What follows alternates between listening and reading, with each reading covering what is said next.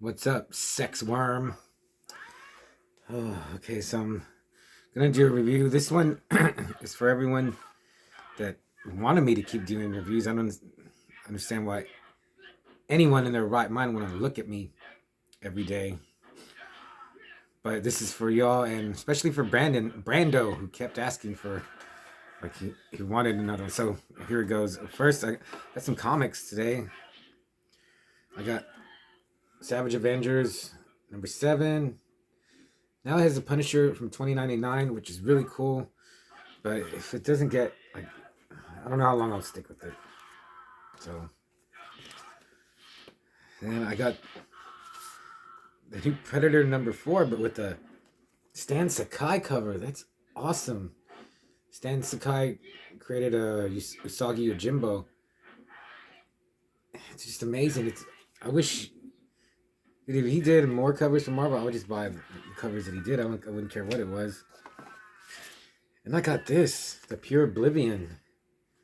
This is from the I think it's the writer who did Heavy Metal Drummer.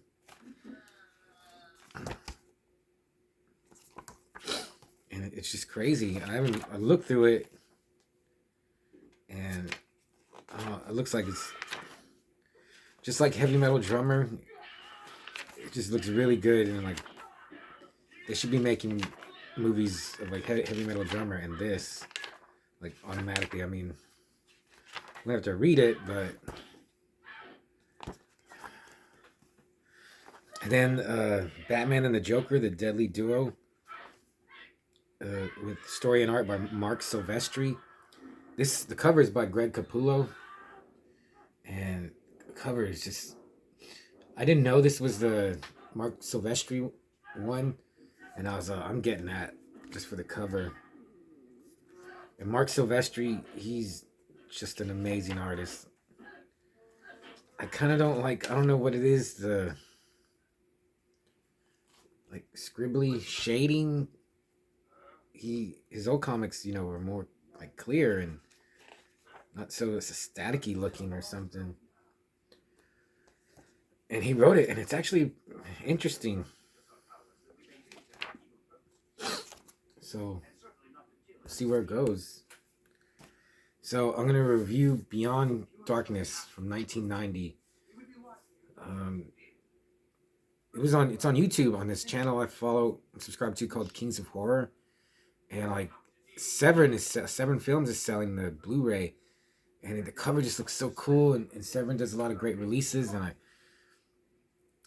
I don't know if it was on their $5 sale, if they had a DVD of it. Definitely would have snatched it up for $5. But now seeing it, I really liked it.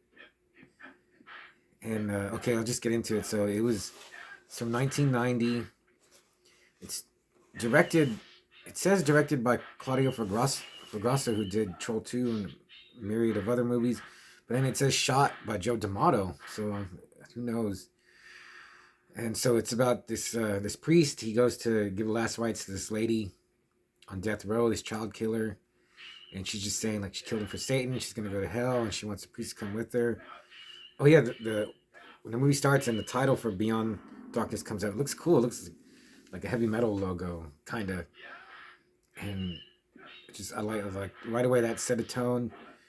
And this is one of those weird, like, late '80s, but it's actually 1990. It was probably shot in '89. One of those weird, last gasp Italian horror movies, like Primal Rage, Nightmare Beach, Killing Birds, Zombie 5. Zombie 5 Killing Birds. And I used to not kind of like those, because you could tell, like, something's coming to an end. And movies like the early '80s, like Fulci movies, just have such a great. They're just so great, and you could tell, like, it was dying. The Italian horror movies being made are just coming to an end. But now I'm starting to like those just as much as the early ones, and in some cases a little more, like this one. So the priest, he gets shaken by that satanic witch lady, and he sees, like, all the kids she killed, and that just turns him into an alcoholic that that's walking the streets. Oh, and it's played by this guy David Brandon. He's from Ireland. And at first I was like, kind of looks like Billy Drago, like a better looking Billy Drago. Then I looked him up, and then right away, like I was like, that's the director from Stage Fright. And he's in a lot of other, not a lot, but a couple other movies. He's in like Blade Master. He's in the Caligula, the Untold Story. A couple other movies. He's still acting today. And he kind of made this movie for me. He just looks so distraught and disheveled and sweaty, and he just looks like at the end of his rope. I was like, man, this guy's a good actor. I think he's a good actor. Actually, looking at him, I was like, dude, he could be Doctor Strange. He could be Doctor Doom. He could be Doctor Fate. He could be a doctor. Like he really helped the movie for me. And then so his name is Father Peter. And then it cuts to a family that's moving in. They're moving into the house from the Beyond, from Folgers Beyond, and Zombie 5 Killing Birds. I didn't know that. I had to look it up. But the house looks awesome. The surrounding area, it's got those, what are the Spanish moss or weeping willows, the trees that hang the moss. And it's kind of foggy and misty. And it looked great. It was a good setting. So it's this family of four, mom and a pastor, but Father Peter, played by Jean LeBrock, who didn't do much. They're moving in. Like, the head priest of the church gave it to them, and it's also got the kid from Troll 2. I didn't write his name down.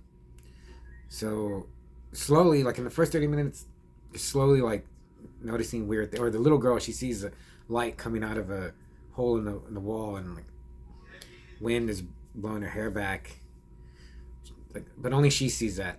And then little things start to happen. They hear voices, stuff. Then by the 30-minute mark, it just goes crazy and stuff starts flying across the room. A hatchet flies, and then these phantoms, they're in like black robes, gowns, hoods, and they just come out of, like, a light will shine through a door and they'll come out. And I was like, wow, I didn't think they were going to move this fast. I actually didn't think anything like that was going to happen. It was cool. And then, like, I was like, okay, leave. I was like, what excuse are they going to think of to keep him there? So Father Peter, he goes to the church and tells the head priest what's going on. I don't know what he's called, the archbishop or whatever, the head priest. And the head priest tells him, well, yeah, I wanted you to fight the evil that's in there. And the house is possessed. And he's like, I don't believe in possession. And I was like, you just saw all these phantoms come out of nowhere and shit's flying across the room. That part was like laughable. But then they say, like, he calls his wife and I was okay, we're leaving. And she's like, no, our daughter's sick. She can't be moved. And I was okay, that's flimsy, but okay, you got to keep him in there. So he goes back home. And the daughter's fine. Like, the mom's like, oh yeah, she just got better right away. And then I wrote Father Peter for both of them. No, they're not both. God damn it. David Brandon shows up, and he looks just so upset and sweaty and haggard. Yeah, he really. I was like, yeah, he's the reason. If you like these movies, if you like Nightmare Beach and all these late 80s Italian movies and just Italian movies, I think you're gonna like this. If you don't, I think you would think it's just boring because there's no gore, there's no nudity, there's no cursing, there's even really no crazy special effects. There's some that they don't go as crazy as they could have, but also they probably didn't have the money for anything except for what they did, which was still pretty good. It's just a good old haunted house tale. What else did I write?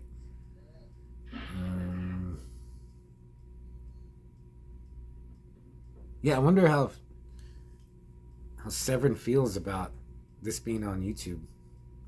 But now that I've seen it, oh man, the Blu-ray's like $28, but it's 2 discs, and it has interviews. It has an interview with David Brandon, interview with the writer, and then it has the soundtrack. Oh yeah, the soundtrack. Let's say Daniel Cordy is his name. Probably it is first name wrong. I think Cordy is his last name. The music was pretty good.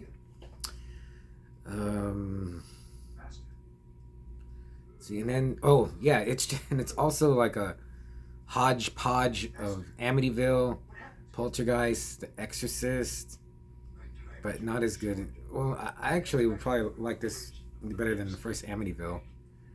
But it's like all of those mixed together. It's got an exorcism. It's got Poltergeist. And then I was thinking, man, this is like, what, 16 years after Exorcist and like 7 years after Poltergeist. Like, they're just so late to the game on this. But overall, I liked it. It's also known as Evil Dead 5 and La Casa 5. I have Ghost House, which I think is La Casa 2. What are the other 3? I want to see them now. And then it has it has like the exorcism at the end, and then that satanic killer bitch shows up at the end, and she looks cool. She's kind of not burned like Freddy, but she kind of looks like Henrietta from Evil Dead 2. She looks pretty cool, and she's trying to get them to sacrifice one of their kids, and the ending was. It had an ending. It didn't just peter out. Like it seemed like it did build up to the end, and then it doesn't exactly leave you with one of those like cliffhanger sequel bait endings, but it kind of does. You'd have to see it. So it's on YouTube. What else did I write? I guess that's about it. But I watched it today, and I'm glad I watched it. The print was pretty good on YouTube. I guess I'm just still in the mood for these kinds of. I wish I would have watched this for Halloween instead of some of the like Legend of Halloween Jack and some other movie. I liked it better. I like this better than Beyond the Door, Horror Rises from the Tomb, Vengeance of the Zombies. I would put this closer to like Enigma and Manhattan Baby. It fits right in better with those, and like Evil Dead, because it's real gloomy. It does have atmosphere, and it's got the fog, the lights. I think that they really tried. They're just not the greatest. Claudio Fragasso is not the greatest filmmaker, but he tries, damn it. So I would give this, often just knee-jerk reaction, I would give this, oh geez, I'll give it a 4. Just because without gore and nudity and like blood and crazy effects, it still liked it. With very little. It almost seems like this should be an older movie.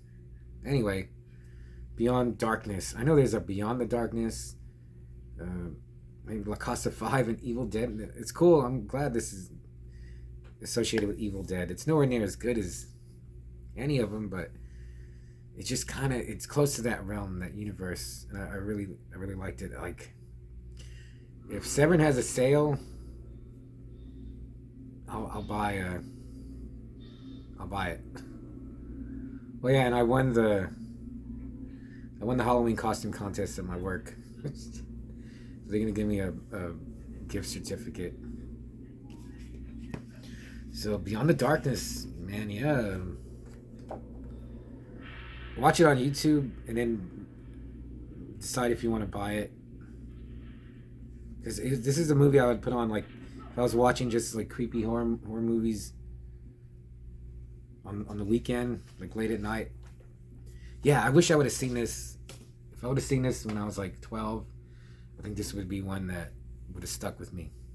But I'm glad I saw it now. So I guess that's it. I don't know. I'll try to keep doing reviews as much as I can. Let me know what you think, Brando, and if you've seen Beyond Darkness, let me know, and I'll see you. Bye.